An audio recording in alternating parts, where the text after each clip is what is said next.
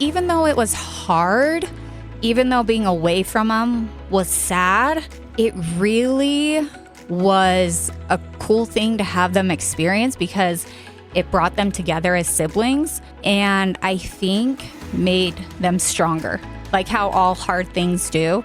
If we really lean into it, it gave them resilience. Today on the We Share podcast, back for round 3, MS survivor and TEDx speaker and organizer Heidi Bluemel.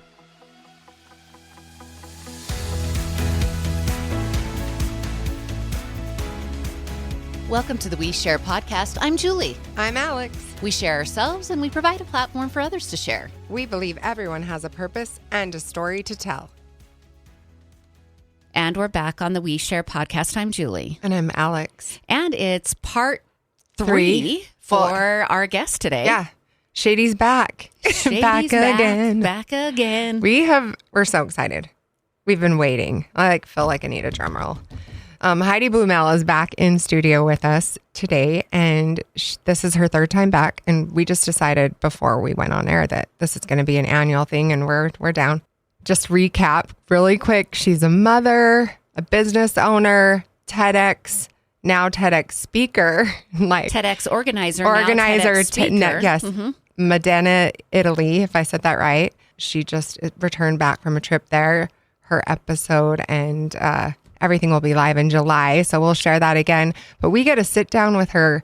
She's going to update us on her health, her happiness, and life. And so welcome, Heidi. Thank you. I'm so happy to be back with you ladies. Yeah, so have you perfected the 2-minute speech about what your health journey is? Have you gotten it? Have you whittled it down to that? Not yet, because everybody asks me, and I think there's just so much to it that I'm like, okay, do I go scientific and bore people to death? Or do I do like sad and this whole long 12-year journey and dramatic to really catch people? Or do I be happy and positive? How do you put 12 years into 2 minutes? It's almost impossible. I don't know. Okay, give it a shot. Tell people what you had. That's not what your talk was in Italy, though, was it? 2 minutes, 12 years? No. Oh my gosh. It was 10 minutes and it covered my HSCT transplant for multiple sclerosis. Okay. But I pivoted and actually described the gap between individuals with like an autoimmune disease or a health crisis and needing to get access to treatment, but treatment isn't available. Or it's out of range of affordability. Because they have to travel or they can't afford it or their health insurance is denied. So there's that bureaucracy or this underlying system going on. Let me Okay, yeah. Why don't we'll go into that? Julie's just putting the pressure on with the 2 minutes. She's like, do it in 2 minutes. So do that. And let me give people a visual. The gap that you're talking about is I'm the person with an autoimmune or a health compromised situation, and I need stem cell replacement therapy. Yes. I'm standing on one side of a riverbank. I can see this stem cell replacement therapy across on the other side. Yes. I don't have a way to get across to the other side of the bank. Right. Or there's so many steps that it's so daunting. And it feels like when you take one step forward because you meet with a neurologist, but then he's like, well, I have to approve you. Then the insurance has to approve you.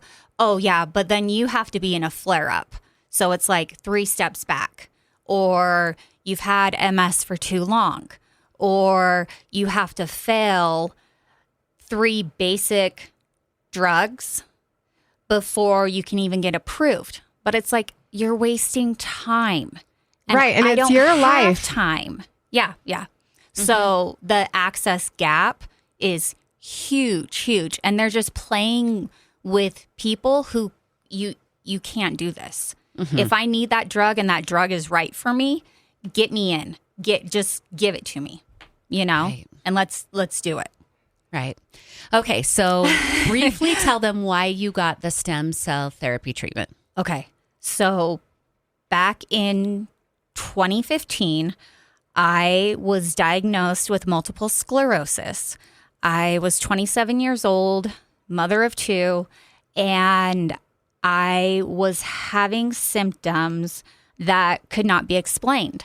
I tried to pass it off as life, just stress, being tired.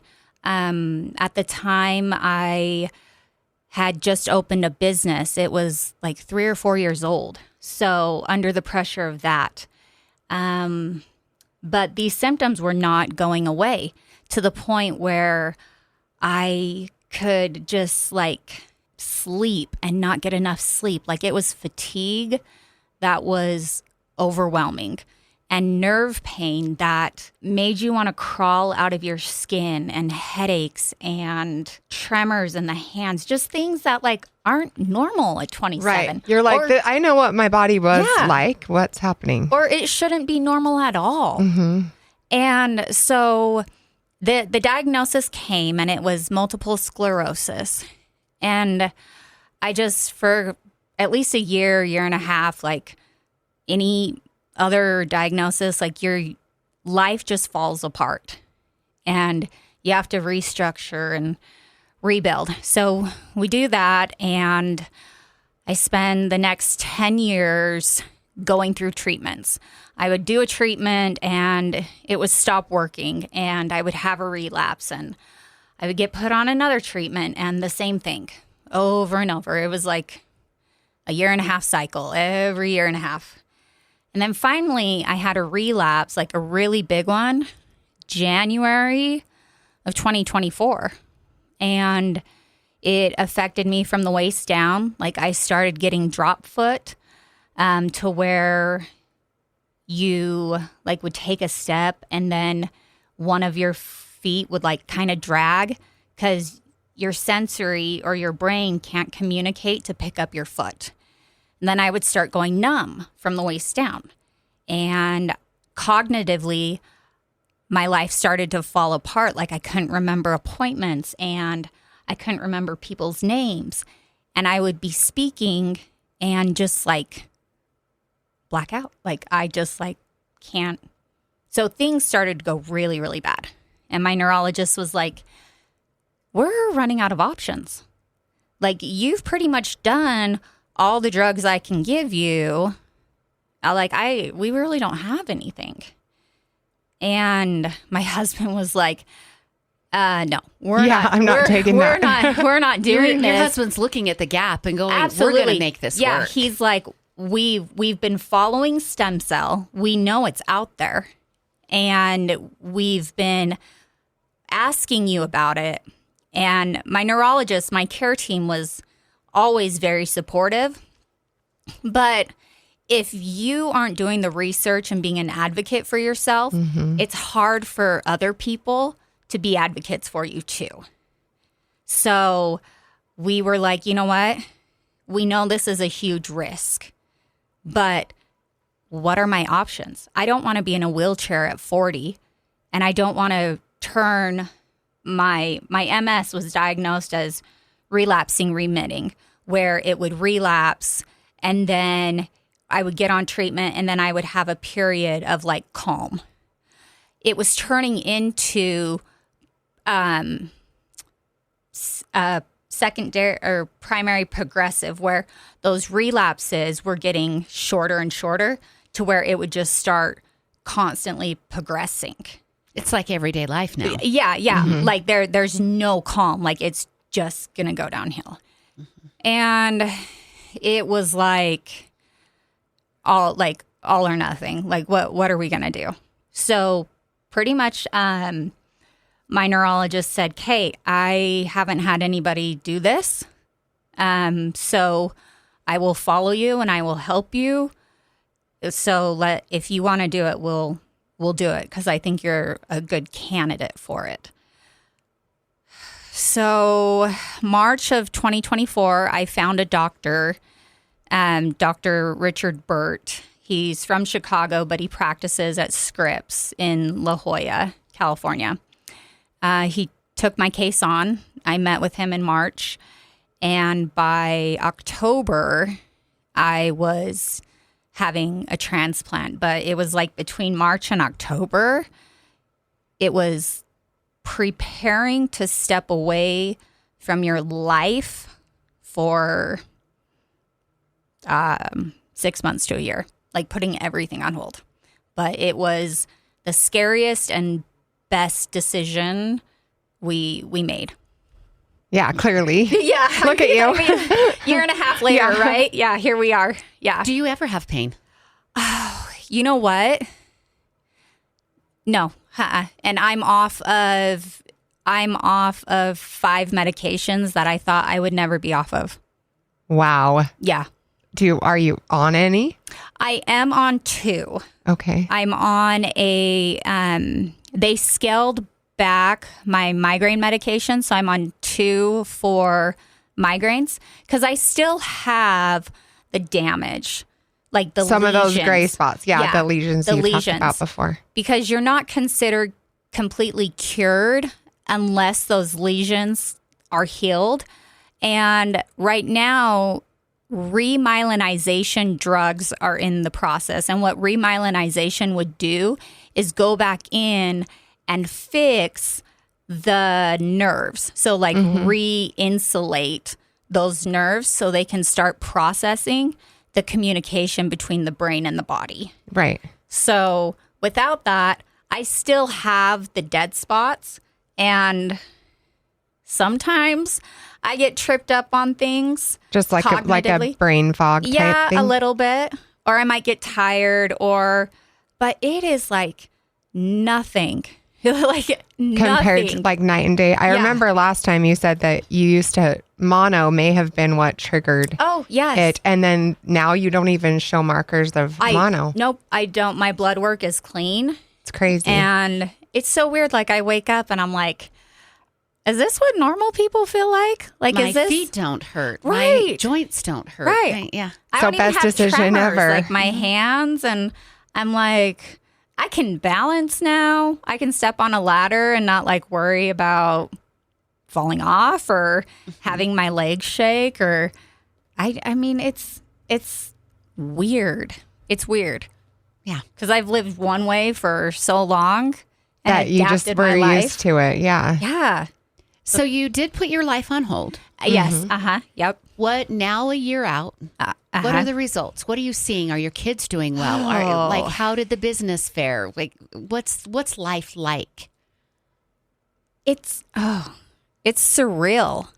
Like everybody is doing good. It was hard to get back and transition because when I came back from the transplant, I think everybody was like, like walking on eggshells, like how is this going to go?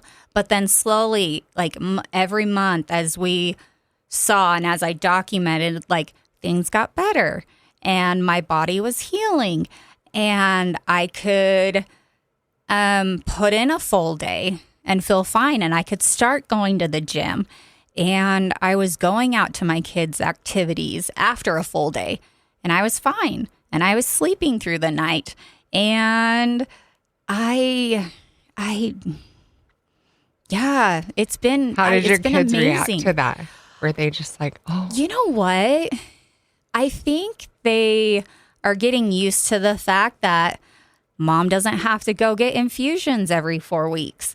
And mom's not always going to the doctor or mom's not always sick and mom's not in bed. Like, it's really cool to be able to spend time with my kids and not have them worry because you can tell when your kids are worried about something, like you can see it in their eyes and see how they act around you. And it's nice to see them kind of, like just exhale. Breathe. Yep. The therapy changed you, but it changed them too for the better. Absolutely. And you know what? Even though it was hard and even though being away from them was sad, it really was a cool thing to have them experience because it brought them together as siblings and I think made them stronger.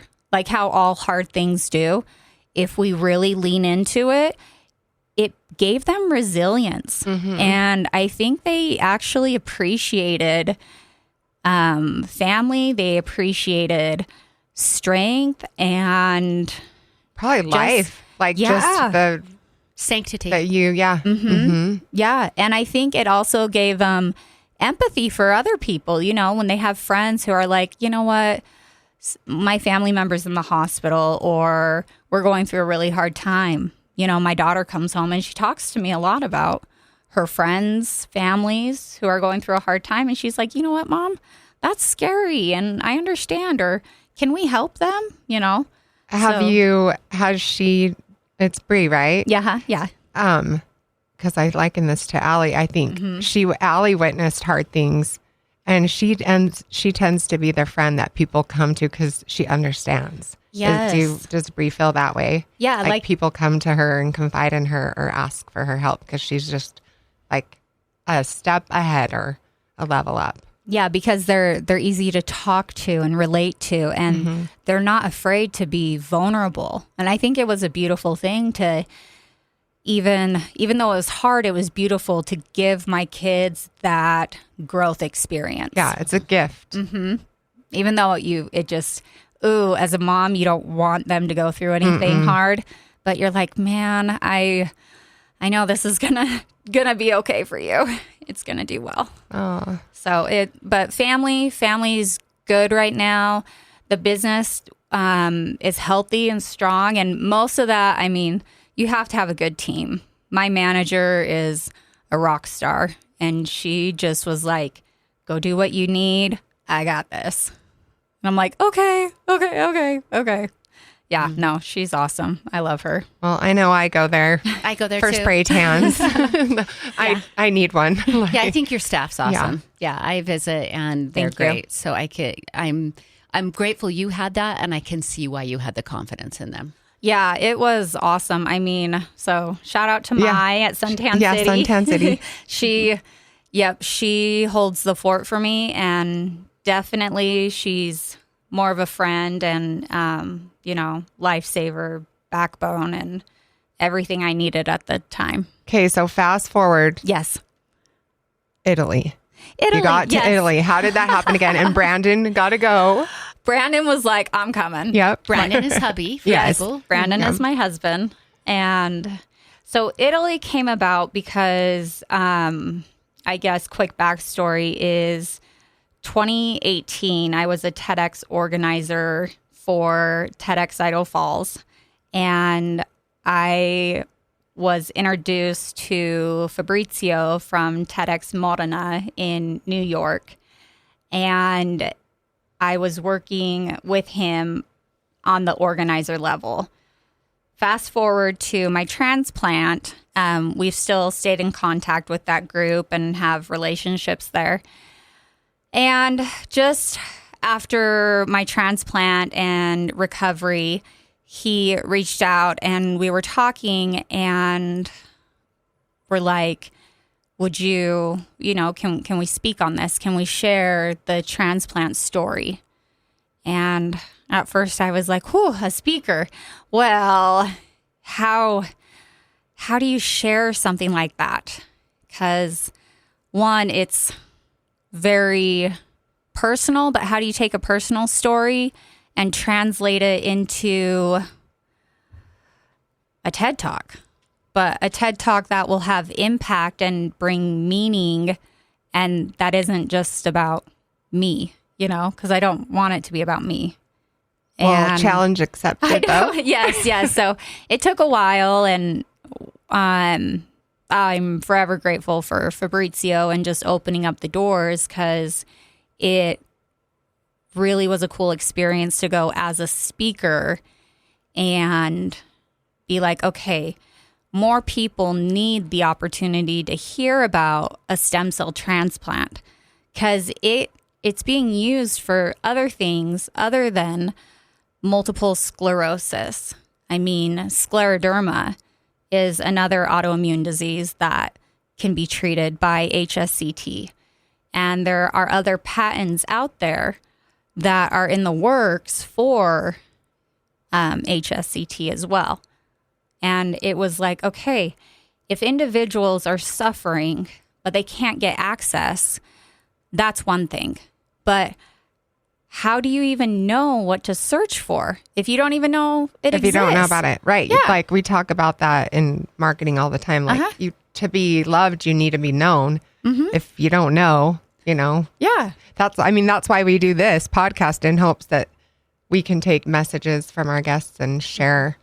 Absolutely. Because you never know who's going to listen, and then they might connect with someone else. So yeah. And so that's huge. Like knowledge is key. It opens so many doors. And I think that's the biggest thing that frustrates me is if you're a patient, why are you not given all of the information to all the medications that could potentially help you? I mean, why are you just given one medication or two that your doctor says, oh, well, let's start here. Let's start. No, I don't want to start. I want to know all the options, because then I want to take that information and work with you based upon how I feel is the best course of action for me, for my family, for what I'm going through. Like I don't want you to dictate what I get. I want to know what's going on. I want to know what's in the trial phases. I want to know what's coming down the pipeline. Like, I think that trial drugs, it should be very transparent. What's coming into trial, what's in the middle of trial, what's coming out of trial, and when it's going to be released to the public. Like, I think we should know that. Right. I don't know how you change that from doctors being the way they are. I think there's a lot of them are overworked or just comfortable in their niche, unless they're really forward. Like they want to be confident. Right. He or she wants to be confident in what they're prescribing for you. Absolutely. And when it's new, they don't have that confidence level. But I think that they should be engaged with a forward-thinking patient and try together. Absolutely. Like yes. if 100%. you've got a patient who is super scared and doesn't want it, then go with the yes. But if you've got someone who is so willing to take a journey, go with them. I just think of it like our iPhones update or our phones update. Why don't doctors get, or we get news like updates? What are they called? Media reports, like press releases. Yep. Why is it not like that in the industry, in medical, that there's updates constantly, or press releases that doctors should have to be mandated to read? Like in every industry, in fitness, you have to, in real estate, you have to keep up on your hours. You have to do certifications. I know doctors go to conferences because my dad was one, but I don't remember him having to get certified. And he's not here to ask, obviously, but it seems like there should be something like that updating. There probably is. And I know, like in medical journals, they release a lot of information depending on what your specialty is. But there has to be a way to bring that knowledge to the forefront for patients. A little bit more. Maybe ChatGPT will help us. I don't know if I trust that. I know. I don't. I don't trust it 100% at all. But I don't know exactly how, but the access gap and the knowledge gap needs to be narrowed in a way that patients can feel more comfortable and confident in the medication and treatment that they're receiving. So you gave this talk in Italy. Yes. Did they cross over at all with like how medical treatment is there? Are they behind us? Are they at the same place? So my talk, I gave it in English, and the examples I used was from the standpoint of receiving the transplant here in America. Okay. Because over in Italy, if you want to receive a hematopoietic stem cell transplant for multiple sclerosis, you have to be, your doctor has to basically submit your medical file to a board. And that board will then review your file. And then there's a couple different levels it has to go through to be approved. And also you have to submit like MRIs and medication. So it's not like here where you could go into the doctor and say, I need this and this is what I want to happen. And then you deal with your insurance company to pay for it. Over there, it's pretty much your doctor and a board that say yes or no. And then that's it. Got it. Final decision. Yeah. Yeah. Oh, dang. So it's different. Okay. Mm-hmm. Yeah. What was your biggest takeaway from being a TEDx speaker versus a TEDx organizer? There's a lot of pressure on the speakers. I mean, it was, Is it one take? we had like a practice the day before, and there's Okay. like a lot of rehearsals.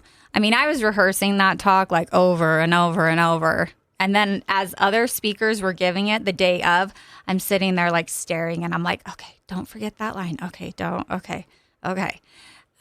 So I feel like it's more pressure. No teleprompters. No. Well, if you're doing a PowerPoint, there's like the screens down below, and I think they give you like the cues, Right. So That can help you kind of like jump your, to remember that.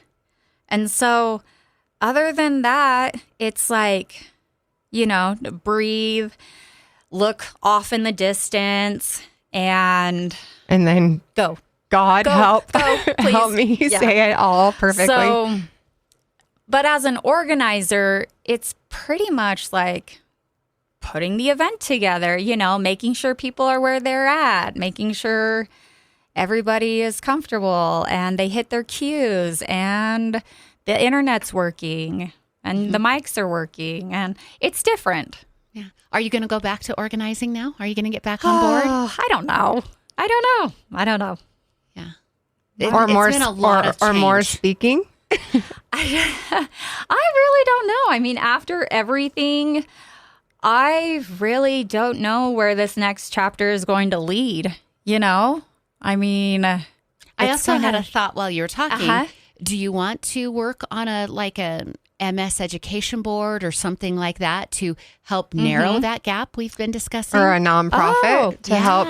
I don't know if anything's out there. I mean, I'm always open. I mean, it would be really cool to help bring knowledge and education, especially from the standpoint where I have been a patient and I see it both from having the disease, going through treatment, and also my husband's been in the medical field too.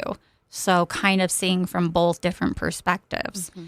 I mean, I would love to help, but I just don't know what this next chapter brings. I'm just going with the flow here. You're just enjoying your new life pain-free. Yes. And I know it seems like it's been a long time. And when you were in that hospital bed in California, it felt like an eternity. Yeah. But really, it's a short amount of time. You have changed so much in a short amount of time. Oh, yeah. I mean, the hospital stay was intense, but in reality, it's 14 days. And lonely. Very lonely. Yes. I think that's the biggest thing. Like physically, I can do physically. And I was like, okay, I can do this. Like I can mentally do this. But when you don't feel good and you're not in your bed, there just comes a point where you're like, if I have to take another walk around the corridor pushing the IV pole, like I don't. Yeah. It could break you. Yeah. So there were some days where I'm just like, I'm just going to sit here and cry. But that's all. I mean, I think sometimes your body just needs cathartic, though. Yeah, crying can be like a necessary. Yeah. So you just do it, you cry it out, and then you're like, all right, one more day. Here we go. So I know the answer to this, but any regrets at all? Would you have done any of it differently? No. Started sooner, probably. Done it earlier. The reason why I didn't do the stem cell treatment sooner was because my babies were too young. I think that was the only thing, because it was an option. I mean, it's been around for, they've been doing it for leukemia for 25, 30, maybe even more years. But when I was first diagnosed, I was 27. My son was just born. My daughter was 2.5. And it's like, how... Well, and you weren't as in pain. It hadn't progressed It as hadn't much. progressed, but also it was so new to MS that when we would bring it up to my neurologist, this is where the knowledge of treatments that are coming down the pipeline, I think it's in that gray area because we were being told that the mortality rate was high because some people had passed away due to infections. Because with the stem cell transplant, you undergo chemotherapy and then you get your stem cells back and then it rebuilds. So you are very vulnerable and susceptible to infections, which could be life-threatening. So at that point, I'm like, I can't do that. What if something happens? Well, and we all know little kids bring home everything. So it would be really hard to isolate. Yeah. So it just was the unknown, and my babies, I just couldn't wrap my head around it at that time. Well, you look fantastic. Yeah, I know. Thank you. Hair looks great because you did lose all of your hair. Hair looks great. Yep. I rocked, the bald for a while. Yeah, she full Sinead O'Connor. Yeah. Yep. It was had my but worth it. Kids shave off my head and it was great. So yes, so worth it. I wouldn't regret anything. I wouldn't even take back the 11 years of figuring it all out. And learning. Yeah. Nothing. Okay. What would you like to share with our audience? Yeah, like anything we left out? I just, through this whole entire process, I have just learned that even going through the dark chapters of your life, it's worth it. Like, it might not seem worth it, but there's something to take from it. And even if the chapter never ends, even if you suffer and have to grow and fight through it, you don't know who's watching you. You don't know what example or legacy you're leaving behind. And it's going to have an impact on somebody somewhere. And I just know that it's all going to work out. Well, I can attest that your journey has impacted people that you don't even know. Yeah, 100%. It has changed people. Would you be open to people, like, when we share this in your socials, if they have MS, for them to reach out to you? Oh, absolutely. Because I personally have someone like close to me that I work in real estate, and she has it bad, and she falls and like vertigo, and we help her and things that you mentioned, like where she'll just go blank. Yes. And so I see that and I'm like, I want you to do this so bad. But I think it's overwhelming to step away from your life and your kids and everything. Absolutely. But maybe, absolutely, or even just talking to you and finding how to get there quicker. Yeah. How can they reach you? So on Facebook, it's Heidi Bluemel. And on Instagram, it's Beyond True Blue with an underscore. And yes, 100%. I am always open and available to, even if people just want somebody to vent to, because you just have to release that frustration that this is happening in your life. I understand. And I am a support. I will help, and I get it. So yes, people can reach out to me. All right. Perfect. We're loving that we're seeing you on the other side of the river. Thank you. Yes. Made it across the bank. We met before stem cell, right after, and now here later, and 2 trips to Italy. All the things. It's been great. It's just fantastic. Thank you. Thank you so much.